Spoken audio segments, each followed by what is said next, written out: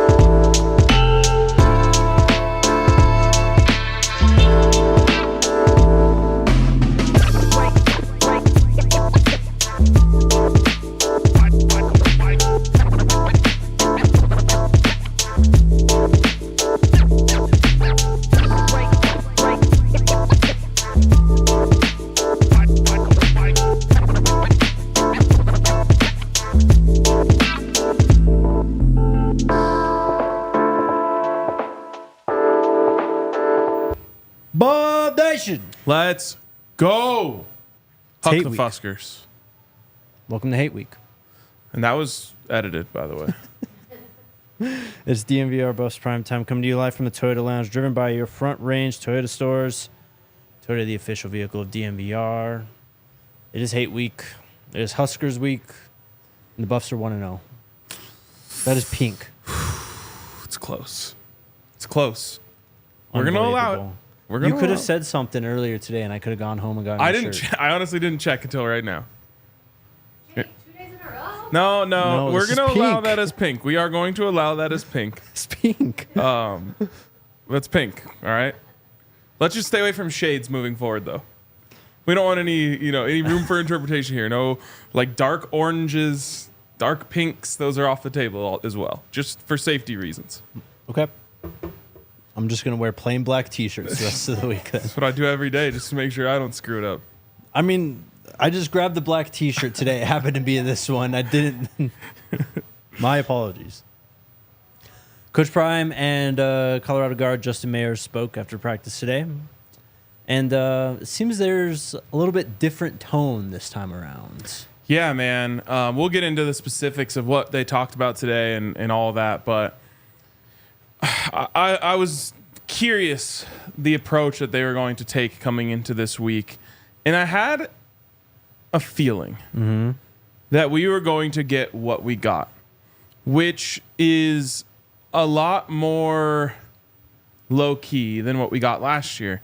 And I think there's a few reasons for that. One, Coach Prime, to his ultimate credit, came to the University of Colorado and very well could have been like, yeah, all that stuff that you guys used to care about, like, this is a whole different thing. We're not doing that whole, like, we're not worried about Nebraska. That's an old thing from many years ago, blah, blah. But no, he got here and said, okay, what's important to know?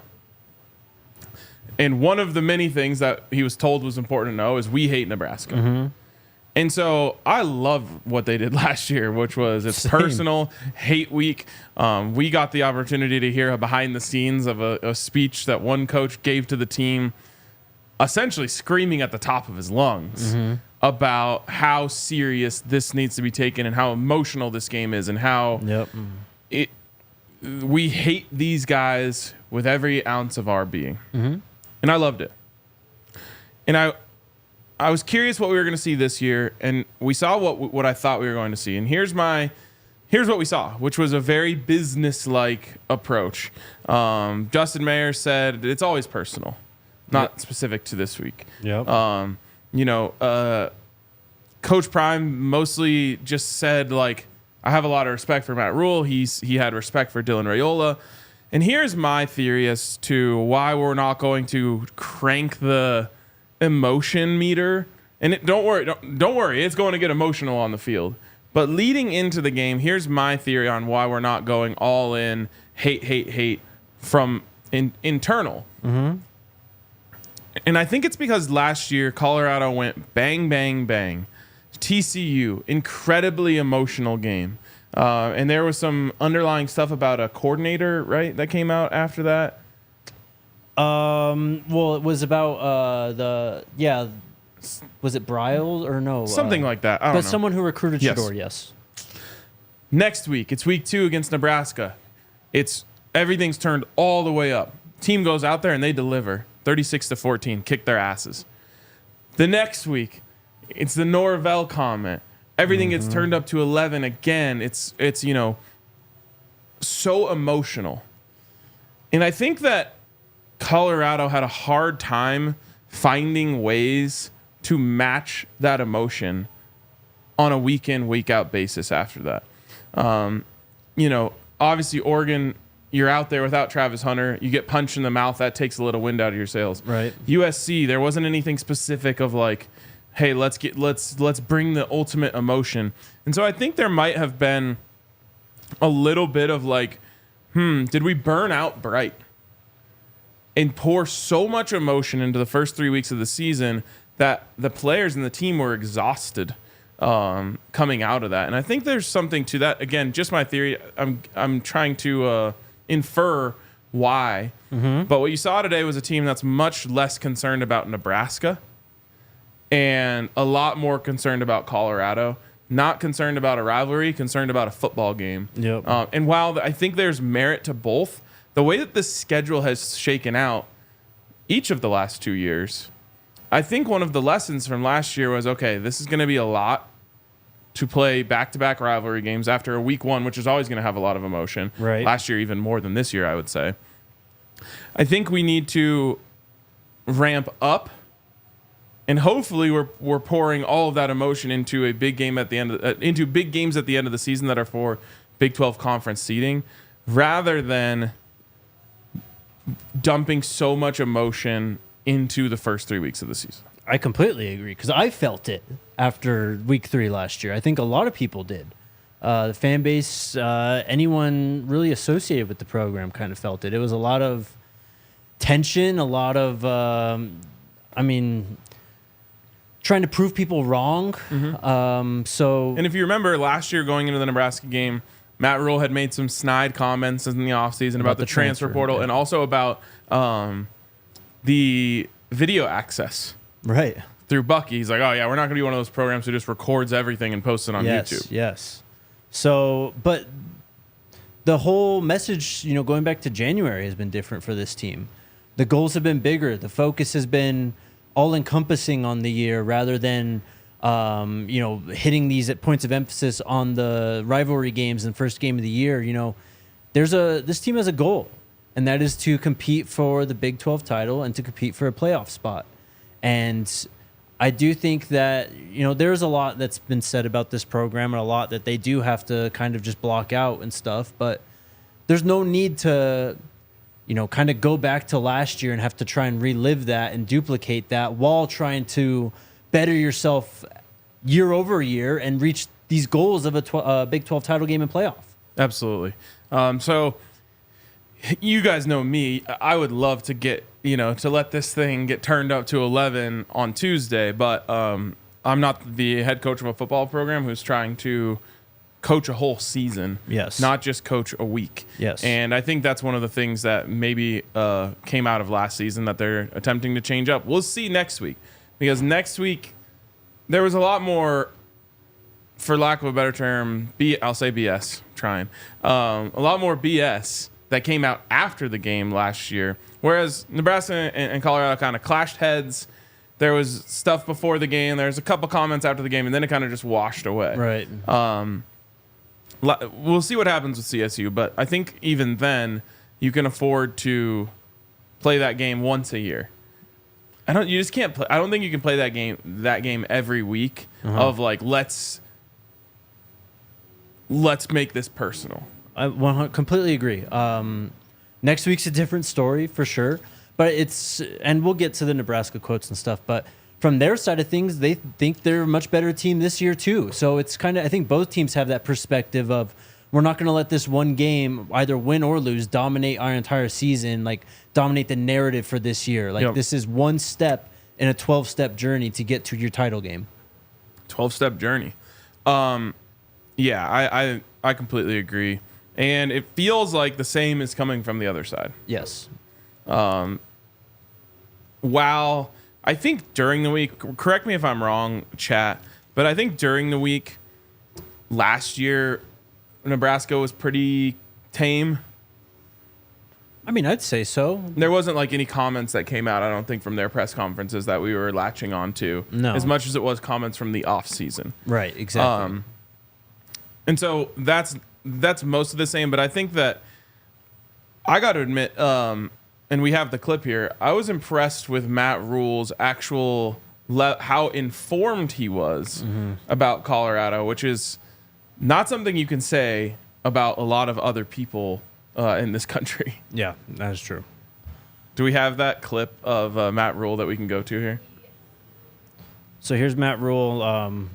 They tried to get him. They sure, man. They hung the bait out there for him really to see if they could get him. But I thought, like I said, I was impressed with. Not only did he not take the bait, but he also came with facts. Yes, he did. Are you ready? What is going on? That is odd. Well, we can just play the audio at least and see a little bit of it. To a Colorado media member who referred to the game as a clash of cultures, programs, because they operate differently. Do you see it anything like that? Not at all. I think they're a competitive culture. You know, they go recruit and get the best players they can get. They do well in school. They don't get in trouble off the field, and they compete. I respect it with what they do. Did you ever hear from Jan or or anybody after what happened last year, what they said? No. Did you expect to? No. Everyone, guys, I don't take anything. Nothing. I mean, like everyone's got their own. Everything's got their own things to do, and like I said, like I got love in my heart and a lot of respect for what they're doing. So, yeah, nothing really bothered me. I mean, at the end of the day, you know, Shedeur thought I felt like I disrespected his father. He was standing up for him. Good for him. You know, my son would stand up for me. He ain't giving him nothing. No, and I mean, my goodness, the coded language that was used there. That question, yeah. Yeah. Clash of cultures, huh? Yeah. Anyways, I liked what he had to say there, and he came with the facts of the grades, which Colorado's the highest team GPA they've ever had. And he mentioned the fact that there has not been any off-the-field issues since Coach Prime got to Colorado. Right then and there, more informed than like 90% of people who are talking on television. 100%. Yep. It's crazy. So respect to Coach Rhule for that. And even afterwards, like he's, you know, talking about Shedeur, talking about how they were disrespectful and how he didn't respect that. And I liked what he said about that, which is I wish, you know, my son would do the same thing for me. Yep. Yeah, that could have been way worse. That could have been headline material right there. Oh, yeah. If Rhule wanted to take it that way. Oh, yeah. Definitely. Let's play the Raiola one real quick, too. True freshman quarterback Dylan Raiola was asked about Shedeur Sanders and what he thinks of his game. How well do you know? Have you ever met Shedeur Sanders? How much have you watched him play quarterback? Yeah, I've never met him before, but I've watched him the past couple of years, and tremendous amount of respect for that guy. What he has to deal with everything that comes with being a Sanders. Just have a lot of respect how he's handled that, and I think he's an elite level quarterback. How well do you know? Have you ever met Shedeur Sanders? That's it. How much have you watched him? Another one where it's like slightly more informed than I would expect. Right. You know, mentioning the fact of just everything that comes with being a Sanders, which a lot of people try to act like that makes things easier. And in certain situations, it does. But I think what he's referring to is all of the hate that gets hurled at them from every angle. Yep. And the added pressure that creates for Shedeur. And maybe that's something we don't talk about quite enough, is the way that Shedeur handles all of the pressure on him. I mean, he's expected to do a lot. This entire team, though. And for sure. And I did mention that the other night about how, you know, essentially North Dakota State was playing with house money, and Colorado had everyone watching them hoping they were going to lose. Yep. But that's something Shedeur's dealt with forever. And I think that he's just become, you know, we talk about like iron sharpen iron, but you want to talk about being forged through the fire. That's Shador, who's incredibly used to people wanting him to fail, all of the negativity on social media, all of that shit. So very impressive how he's able to do that on a consistent basis, and credit to Dylan Raiola for mentioning it. What was the Bama lineman that came to see you? Oh, yeah. He was just on the commercial. Yeah, he got an NIL deal with them when he was at I know, CU. but it's 2 years from now. That's true. That's an old commercial. So anyways, that was, I thought, a good answer. Yes, it definitely was. Should We have to take a break, but we'll get to Well, I was just going to say, there's kind of like some breaking news the that just new came. one. Yeah. We'll get to the new one. Maybe everything we just said might have to be we thrown might out have to the throw window. it out the window. Shout out to our friends over at UC Health and their Ready, Set, Co challenge with Coach Prime as the Chief Motivation Officer for UC Health. We're headed into football season. It's fall. A lot of people like to. There's a lot of things on our plate. Holidays, school's back, all kinds of stuff. We can all do more things to be healthier, whether it's eating right, going to the gym, or just getting some more sleep. But you can head on over to uchealth.org/ReadySetCo if you want to join UC Health's Ready, Set, Co challenge. You can also click the link in our description. And let's get Colorado back to where it belongs, as the healthiest state in the country. Also, Empire Today. Shout out. I got it. Okay. Got it. Also, shout out to Empire Today. The people responsible for the very floor that we are sitting on as we speak. Great flooring. They did a great job with helping class up our studio a little bit. They did the studio also in Dallas when I was out there. That thing looks fantastic. And so we talk a lot about the ceiling of people on this show. Yes. But you can't forget about your floor. No, Got to never. keep your floors right. And Yeah. Empire can do that for you. So schedule a free in-home estimate with Empire today. All listeners can receive a $350 off discount when using the promo code DNVR. Restrictions apply. See empiretoday.com/DNVR for details. Get your floors right. Get your floors right. A lot of ceiling and floor talk with fantasy football drafts this week, too. Ah, yes. Can you pull up the tweet? So this was just sent to us mid-show. We're just going to have to react to it live. Do you know who that is? No. Because I don't either. Yeah, and I'm not seeing the name in the comments here of the video that we were sent, so we're gonna have to I'm figure going it through out. the QTs and everything. I can't even. No one's. I'm ready. All right, right. so we don't know who this is, but here you go. Let's play this quote from an anonymous player standing in front of a Nebraska thing. Yeah, does facing Dylan help in the sense that, he could throw and Shador can throw, but Dylan can throw too. You can't compare Dylan and Shador Sanders. Don't do that. That's Dylan is a different man. The way he played, the way he go out there and attack. How are they different? Just Dylan is a dog. Just know that. You'll see on Saturday. Does facing Dylan help? He tried. I think it's a nothing burger. Yeah, I agree. There you go. MLN says it's linebacker Makai Gabayer. I think, okay. That's a guess. It's the best guess we have so far. Yeah. Anyways, I don't know. It is what it is. He didn't really say much there. He tried to kind of be sneaky and snarky, I think, but I didn't get much from it. All right, whatever. Enough with them. Let's go to what Coach Prime and Justin had to say today. Let's start with Justin. Of course, one of the leaders on this team, I would say, at this point.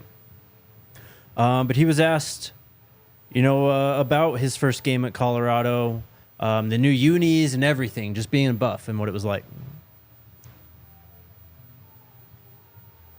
Oh, I mean, it was beautiful. I think it was the most nicest uniforms I ever put on in my life. But it felt like a blanket almost, but it was cool seeing the crowd sold out and everyone supporting. It's a real atmosphere being here. He's really embraced CU. He loves it. Yeah, he does. And, I mean, I think he's really, really happy to be here, and that's been so evident from the second that he set foot on campus. Also, no disrespect, but his former team played Nebraska last week, and from a team perspective, he definitely leveled up. Yeah, 100%. He was also asked... But he also said that basically none of those guys are, like, hardly any of his teammates from last year's UTEP team are even there anymore, which is actually some added perspective from that game as well. It's That is very true. Good new point. team that UTEP was putting out there. Good point. He was also asked if this week is personal. We already kind of talked about that, but for the players, it's always different, as we just saw, right? So here's what Justin says. Yes, sir. I feel like every week is personal, especially this one. It's a bigger game because it's rivalry week, but you want to attack every game like it's rivalry week.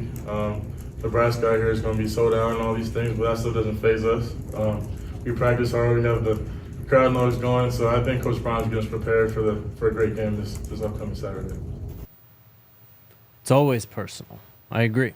And I think he, among many people, are on a personal mission this year. I mean, obviously he wants the team to win, but you've seen Justin, get fired up about the Senior Bowl watch list and stuff. Like, he wants to go prove people wrong. Well, and that's the thing. And especially, honestly, in sports, when you are playing at this high of a level, it should always be personal for you because this is hopefully your livelihood. Exactly. Whether you're fourth string coming in the end of a preseason game in the NFL, that should be personal for you because this is your shot. And so as a team, it's different, right? This is a rivalry. You're not only going out there for your brothers, but I think there is an aspect of you're going out there for Colorado fans. Yep.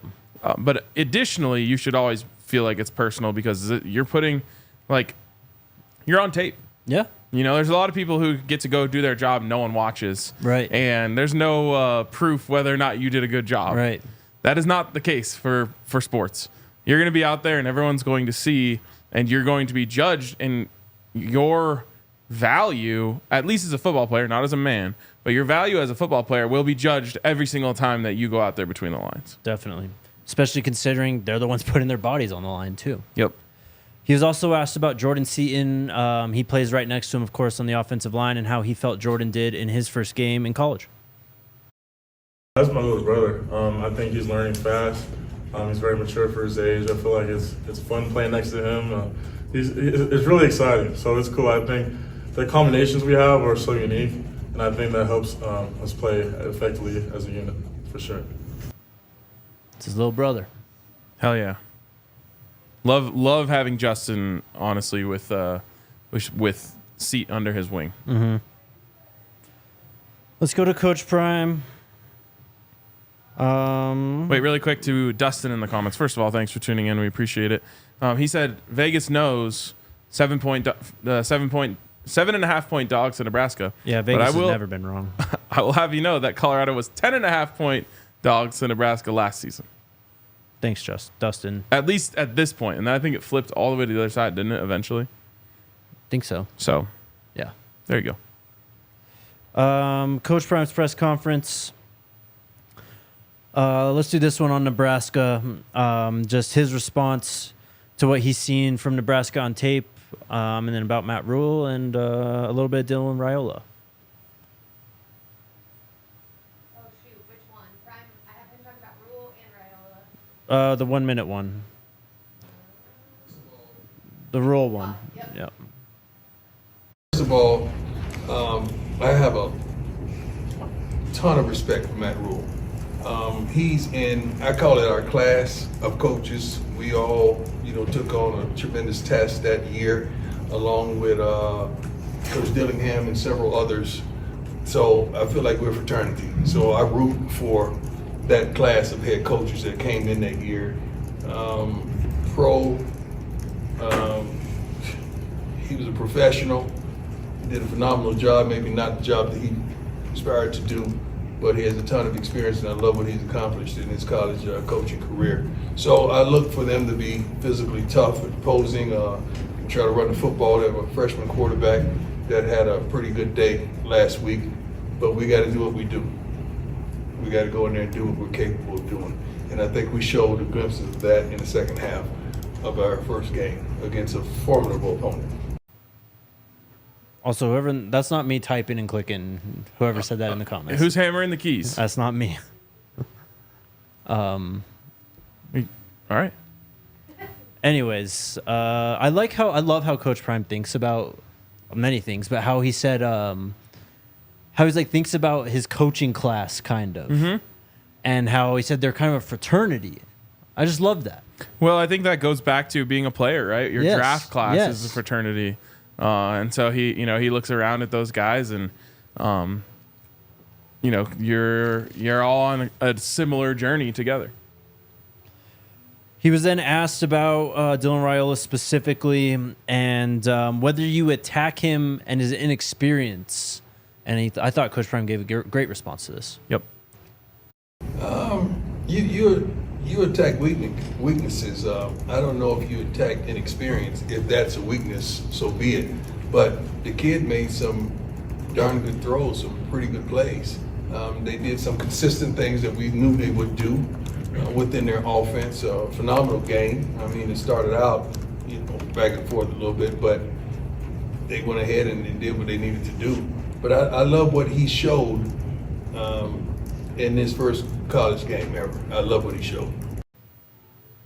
So we talked a lot about Dylan Raiola yesterday and kind of maybe projecting a little bit of the game plan going up against him. And Coach Prime obviously has a great deal. I think he was impressed, honestly, with what he saw. Everyone should be impressed. Yes. It was an impressive performance for a first game. Mm-hmm. Does that change any of what you thought yesterday of how you would maybe try and defend him? No. To me, the plan should be to confuse him and have him, force the ball. And I think that Coach Prime talked about you exploit weaknesses. I do think inexperience can be a weakness. But to me, if I saw an opportunity with Dylan Raiola, it was that he has a lot of confidence in his arm. Yes. And there are players like, I don't know, let's just say Patrick Mahomes, who knows exactly what he can and can't get away with, at least to a degree. Obviously, he makes mistakes as well, trying to get a little too cute sometimes. But I think that is where you can get Dylan Raiola, is to have him force passes that he believes he can make, that he hasn't seen players of the caliber that Colorado is going to have out there yet. Right. Not on Nebraska's defense in practice, not on UTEP's defense most certainly. And so it's going to be, the windows are going to be a little tighter. The closing speeds are going to be a little bit faster. The safeties are going to be able to get over to areas quicker than he's seen. And so I think the goal should be to get him to make mistakes. And then last clip, Coach Prime was just asked about, looking back on the film, what he thinks really was the difference for them in the second half against North Dakota State. Well, I think we improved along in the second half. I think we corrected a lot of things in the second half. We were able to contain the run a lot better, played solid gap control. Chidozie did a phenomenal job up front. Linebackers got to point of contact and they made the plays. And I think the secondary is pretty darn good. We just got to not give up short passes. That we just got to be a lot more physical, a lot more on point, and understand down and distance. So a few things there. One, shout out Chidozie. Upon review of the film, he was a monster out there. Yes. Definitely. And then Truly a monster. Yeah. Even on the plays where he didn't directly make a play, he made a play. Yep. And then a lot of people, there's, I don't even know if you can call it a narrative or what it is, but, crossing routes, short passes, whatever it is, seems to have really kind of tuned Colorado up the last 2 years. And that's kind of how North Dakota State made their living on Thursday as well. He mentioned being more physical, too. And I think that's a great point as well. I think that you got to try and jam those routes somehow, man. You can't just let guys streak right across the field and just, build up speed and just they're running full speed as they're crossing the hash. You know what I mean? Absolutely. I mean, especially if you're going to play man coverage and you start to sense that they're not going over the top. Yeah. North Dakota State, from my recollection, attempted one pass of 20 air yards, and it was thrown out of bounds on the east sideline. The Hail Mary, too. Oh, yep, there you go. But regardless, I mean, that's Right. not within the flow of the offense. Truly. At the same time, though, Colorado actually figured out the bend, don't break thing in the second half. In the first half, I just think that North Dakota State schemed it up in a way that they were able to get down into dangerous positions and then finish with really good plays. But I do agree, got to get more physical at the line of scrimmage. Don't let those guys get free releases into those slants if you're going to give them that space in front of you. I will say about the drag routes, which I think they completed 2 or 3 of them that ended up getting first downs. Mm-hmm. At least 2 of them was just a really, they had Trevor Woods blitzing, and the drag ran right into that vacated zone. Yeah. Mm-hmm. So that's just a good one. They picked up the blitz. 2, you could call it skill or luck that they had that play call dialed up right into the spot where the blitz was coming from. And, credit to Cam Miller, who we've talked about a lot. That's his name, right? Yep. I don't know why I just questioned myself. For just delivering the ball on time. All right, let's hit this other break. Do you want to shout out Bet365 for me real quick? Sure. Big shout out to Bet365. I had a wonderful weekend. I heard. On Bet365. Let's see. Where do we start? I guess we'll go in reverse order here. I hit Boston College money line. I hit USC money line. I hit Notre Dame money line. I had a Arizona State to cover the spread and Arizona to not cover the spread parlay that hit by, I think, 0.5 point, which was nice. Mm-hmm. So I had a great weekend over on Bet365, and you can get your career over at Bet365 started by using the code DNVR365. When you do so, you can place a bet of $5 or more and deposit $10 or more, and you'll get $200 in bonus bets. It's an incredible way to kind of start off if you're looking to just dabble this college football season. For me, it makes a lot of these games that I don't necessarily have a dog in the fight in a lot more fun to watch. And let me tell you, I watched a whole hell of a lot of games that I did not have a dog in the fight in this weekend, and I had such a good time. So get over to Bet365, use the code DNVR365. Please gamble responsibly. If you or someone you know has a gambling problem and wants help, call or text 1-800-GAMBLER. And then shout out Westera Credit Union, founded in 1934. They've got 9 locations in Denver. They are Colorado through and through. One of the first things I did, actually, when I moved to Colorado, I hit up Andre and I was like, hey, man, I need like a bank. He mentioned Westera, been with them since. They just launched their 90th anniversary CD that offers 9% annual percent yield. That's 9% annual percent yield on a 5-month certificate of deposit. You can start earning high interest on balances as low as $500 and a max of $3,000. It's insured by the NCUA. This will only be offered for a limited time, so head on over to westeracu.com to learn more. That's WESTERRACU.com to learn more. Early withdrawal penalty applies. Fees could reduce earnings. Rates are accurate as of 9/1/2024. New money and in-branch offer only. Limited time offers. Subject to change without notice. Review membership account agreement, disclosures, and information guide for additional details. Membership eligibility required. Insured by NCUA. Nice. Thank you.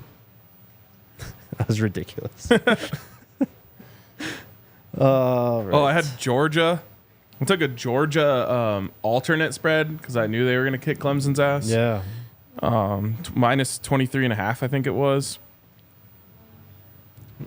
They beat the hell out of Clemson. That was crazy. I had a lot of close calls too, like covered by 0.5 point several times. It's fun. Like, who was the game? Oh, it was Stanford and TCU. I got Stanford plus 8.5 live line. Well done. And they kicked that field goal at the end to make it a 1-score game so they could go for the onside kick, which was a great backdoor cover for me. 'Tis the season, my man. It's good to be back. All right. Very quickly, just other press conference notes from today. Coach Prime, just very thankful for Buff Nation for showing up and showing out on Thursday.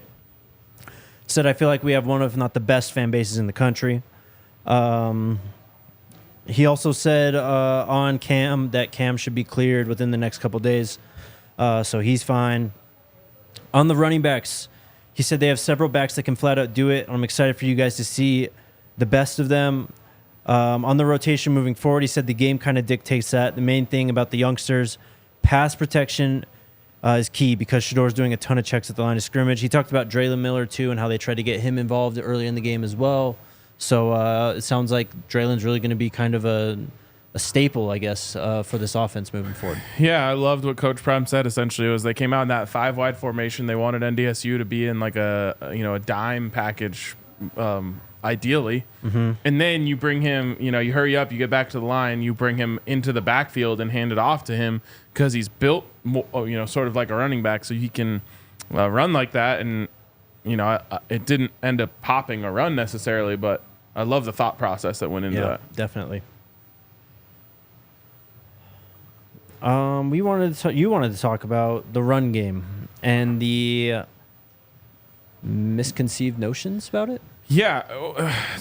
I mean, I guess I'm not surprised by this, but, the general consensus that I'm hearing from talking heads since the North Dakota State game is, nothing's changed for Colorado in the trenches. And I just don't understand how you could have watched that game and come away with that takeaway. Mm-hmm. Forget the offensive line, who only gave up 1 sack. I think everyone still has concerns about running the ball. And so I think that one is a fair concern is are we going to be able to get that running game going? But the one that absolutely blows my mind is this idea that Colorado still can't stop the run. Now, in the game, Colorado allowed 3.7 yards per carry running the ball to North Dakota State. That's honestly fine. It's not great, but it's honestly fine. But then when you go into actually the idea of stopping the run, when you talk about that, you're talking about running backs running the ball, are you not? Mm-hmm.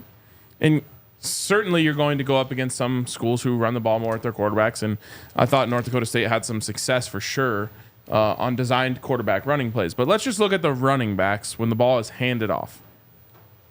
In those scenarios, North Dakota State had 21 carries for 70 yards. Designed runs to running backs.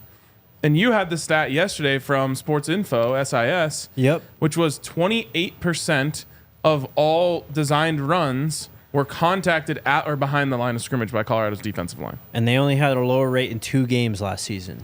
So, to me, because people talk about box score scouts, this is like box score scouting is already lazy. This is like beyond that. It's a whole other level to then say Colorado didn't stop the run. Well, because North Dakota State had 167 rushing yards. Well, yeah, they ran the ball 43 times, and they had three that I can remember specifically of just QB scrambles that ended up getting a bunch of yards, including the touchdown on the last drive. Again, that doesn't mean that's not something that you want to fix moving forward. You absolutely do. And I've talked at length about the QB draws, and I thought it was very frustrating that they didn't come up with a check to get themselves in a better position to defend those. But when we're talking about, did Colorado get better at stopping the run? In that game, they were so very clearly better than they were last season. And to hold North Dakota State, whose entire identity is running the ball, to 3.3 yard per carry on designed runs for running backs, to me, was incredibly impressive. And you had to have not watched to have not seen that, because I thought there was a lot of 2nd and 9, 2nd and 8s for North Dakota State when they tried to come out in like a heavy formation and run the ball. Also, I mean, I'd assume a lot of these people didn't watch the game. They're probably just box score scouting, right? But they're box score scouting wrong, because North Dakota State averaged 3.7 yards per carry, and they didn't have a single running back average over 4 yards per carry. It was only Cam Miller and Bryce Lance, who was a wide receiver, who averaged over that. Yeah, and to add on to that, CU had a huge emphasis on Cole Payton going into the week. Unk told us about it. When Nine's out there, everyone needs to perk up. And I was legitimately worried about him because he's you saw even on the play that he got tackled way in the backfield, he's like churning and throwing, like getting through it. I mean, he was a hell of a assignment to tackle. He finishes the game 4 carries for 5 yards. Yep. And one of them was for 7, so that means all of the other ones were for nothing, negative. Shot Z in the comments says NDSU is no longer a run team. Y'all are crazy. They have completely new staff. Brother, they threw 26 times and ran 43 times on Thursday. Crazy. Also, Colorado had 7 TFLs. Absolutely. And it's... I mean, they were in the backfield. There was even a couple times where, they contacted the runner 2 yards behind the line of scrimmage. The dude did a great job to break a tackle, and then Colorado rallied to the ball and, stopped it for 0 or 1 or 2 yards. Overall, I just thought the attack against the run was very good. And there was no time where I felt like they got truly gashed, which is, going back to 1 year ago in TCU, there were several times where they just handed it off inside zone out of the shotgun and the guy's running wild. Right. Yep. So I was impressed, and I thought they did a very good job. And that's not to say they were perfect, but this idea that, nothing's changed. Colorado still can't stop the run. They still can't run the ball. You didn't watch the defense. And then, we can drop it after this, but a lot of people, Joel Klatt said it too, like, Shedeur is like getting pressured the same amount as he was last year. And yes, was there pressure around him in the first half? Definitely. First off, only sacked once. But then this other stat, too, from SIS, Shedeur was 7 of 10 on throws 15-plus yards down the field. The 2023 season high was 5 completions at that depth.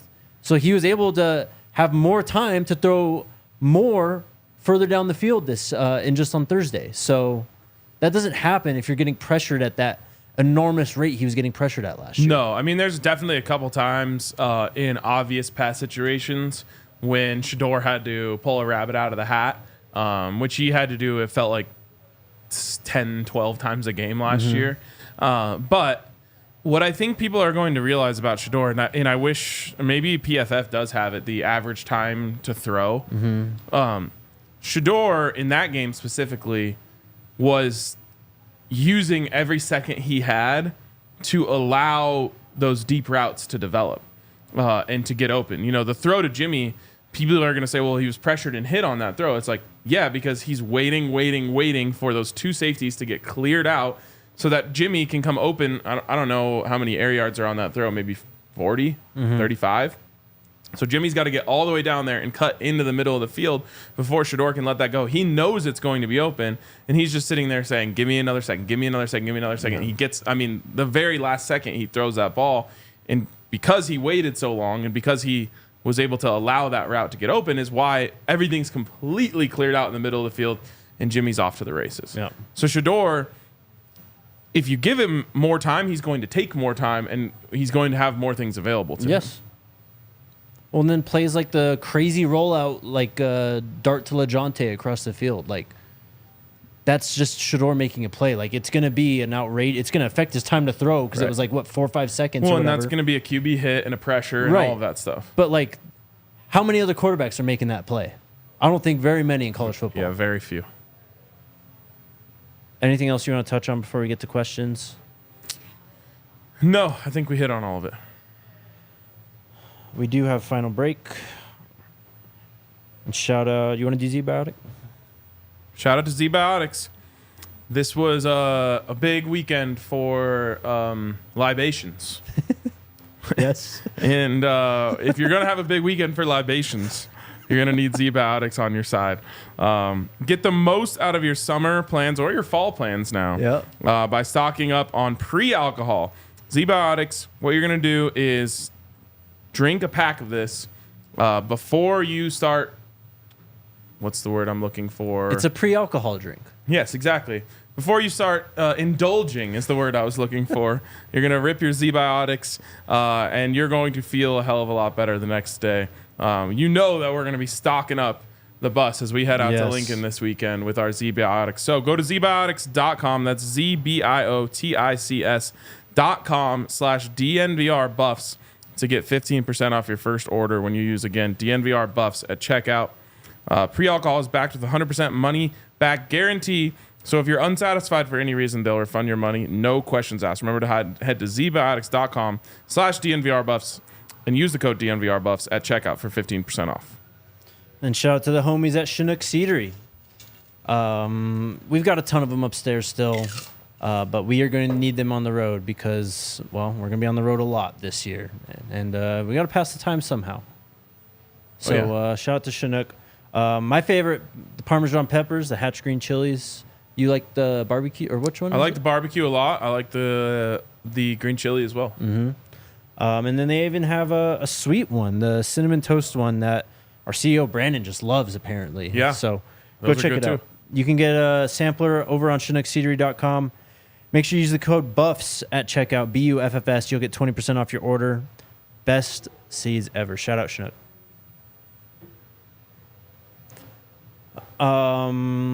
Questions? Let's do it. How was the flight back home? My flight yesterday? You're the only one who was on a flight. It was good. I watched FSU BC on the flight and Better Call Saul. So it was fun. How did you watch it? Because Southwest has live in air TV. Nice. Yeah, it was great. That's clutch. I didn't even have time to complain about this yesterday on our show because we just had to get right to business. But I was stuck in like 4.5 hours of traffic. Yeah. And so I couldn't even, I was so gassed. Couldn't even stay awake for the entire Florida State BC game. But I knew early that Florida State was in big trouble. And then I woke up with 2 minutes left and I was like, yep, that's about what I thought was going to happen. I mean, I tweeted out, I don't think I've ever seen a worse start to a game for an offense. 3 drives, 3 and outs. It was 12 yards of total offense, and it was halfway through the second quarter when they got the ball back for their 4th drive. Yeah. I thought DJU looked solid at Oregon State last year. He has regressed. That sequence when it was goal to go from the 6, and he misses the throw on 1st down, 2nd down, and 3rd down, which would all have been touchdowns. Yeah. Just absolutely brutal. Yeah, I don't know what's going on there, but I know everyone's saying this was on tape. I don't know what Florida State was thinking. He wasn't, he's never been the guy that everyone thought he could be when he came into Clemson, but I don't think he was that bad last year at Oregon State. Right, no. Jay asked, Jake, were you in the press box during the game? Yes, I was. I understand that some reporters were visibly rooting against CU. No, right? What happened in there? There's lots of members of the media who are actively rooting against this team and this coach and these players. Actively, though? You could look around and, see... I don't know. I mean, maybe not standing up and, cheering when North Dakota State gets a 1st down, but you hear things. Okay. Yeah. It's very tight in there, bro. Yeah. I mean... I got a text about a specific person was... I'll talk to you after. I don't know if it's the same people, but... yeah. Elijah, can Travis Hunter be the best Buff ever?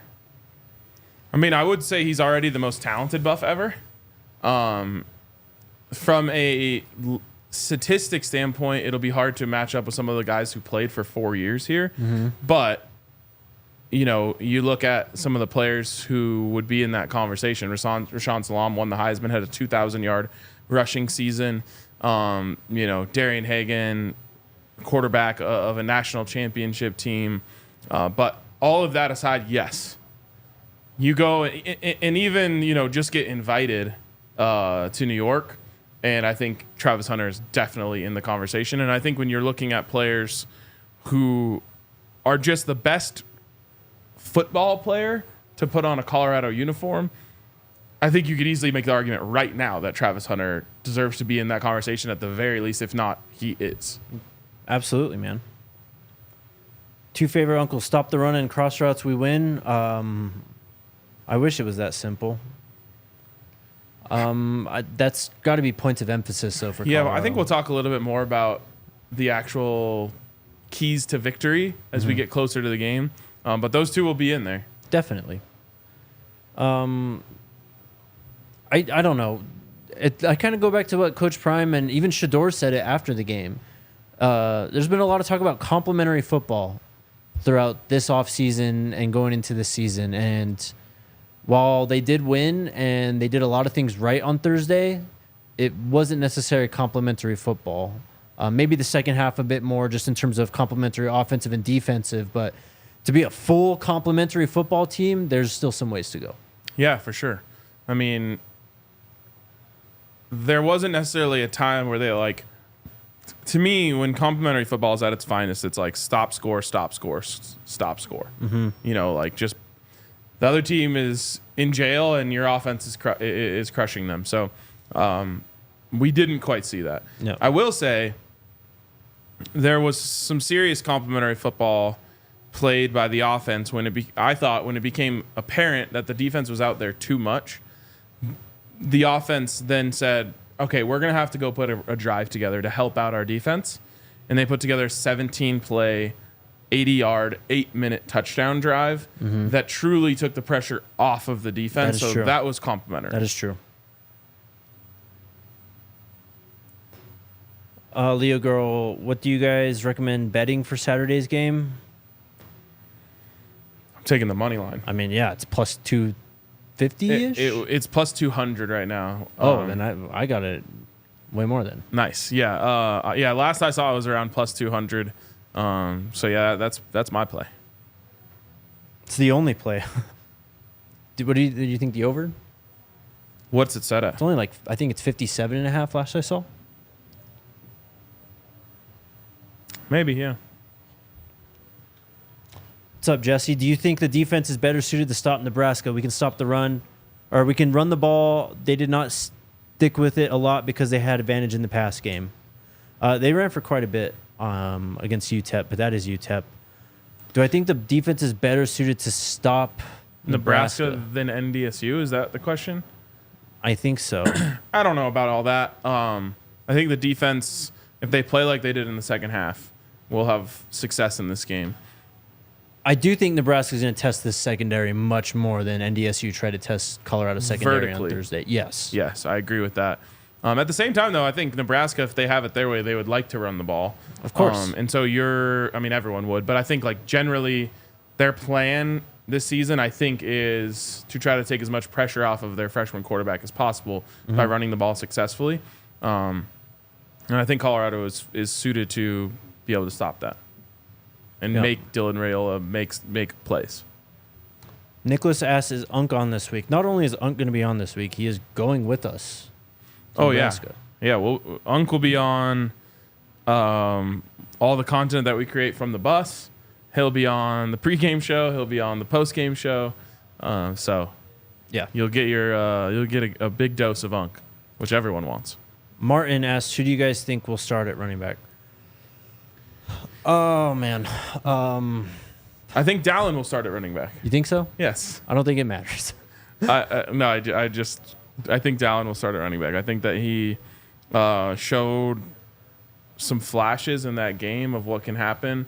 I think all the running backs needed to do a slightly better job of seeing what was there. And hopefully that's something that, when they go through the film and see it, they'll be able to find those gaps. Yep. You're going to see Charlie. You're going to see Dallin. You're going to see Draylon. And eventually we're going to see Micah. So we're going to see them all. Yeah, and I mean, if Nebraska... I'm going to have to rewatch. I was only half watching Nebraska versus UTEP, so I'm looking forward to rewatching that. Hopefully it's available somewhere. If Nebraska sticks to that 3-3-5 front, you should be able to get more to the second level. Then yes. It'll be on your offensive lineman to get up there and block those guys, but it'll be kind of a different challenge running the ball than it was against North Dakota State, because North Dakota State just wanted to get honestly as much.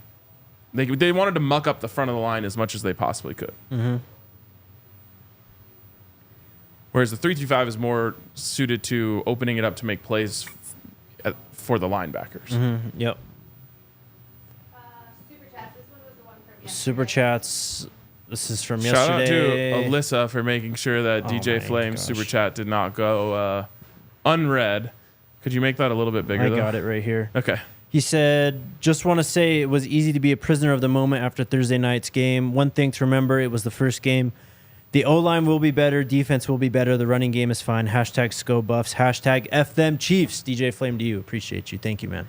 Shout out Coach Flame. Adrian, thank you for the super chat, man. Says, what's good, everyone? How y'all feeling today?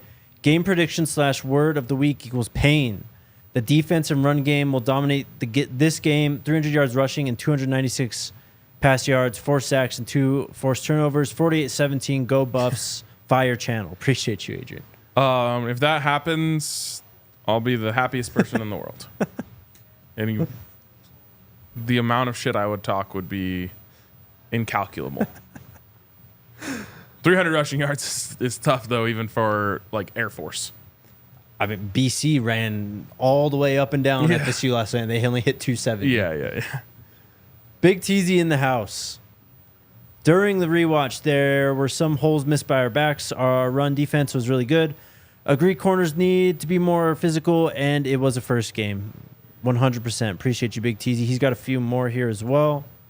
Next one says, think the freshman will try 12 to boost his ego. No. He will try Travis one time at least. I guarantee it.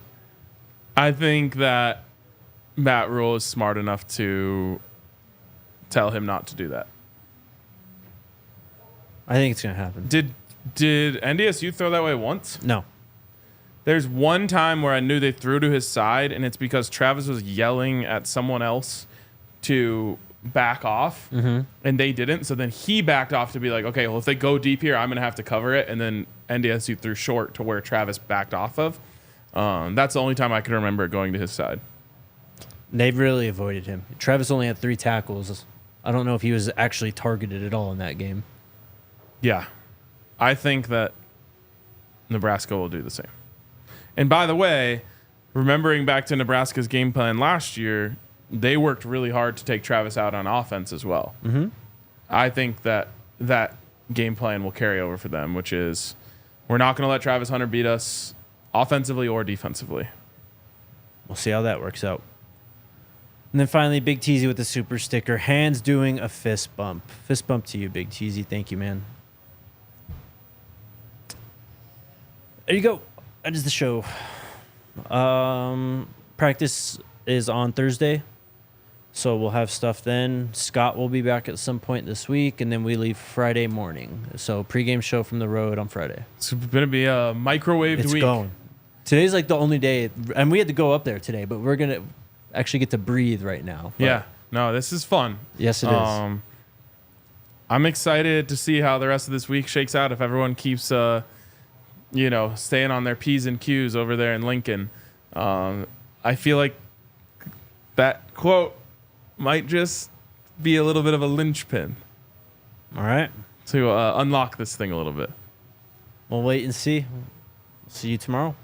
Let's go Buffs. Let's go Buffs. We all silly like the mayor.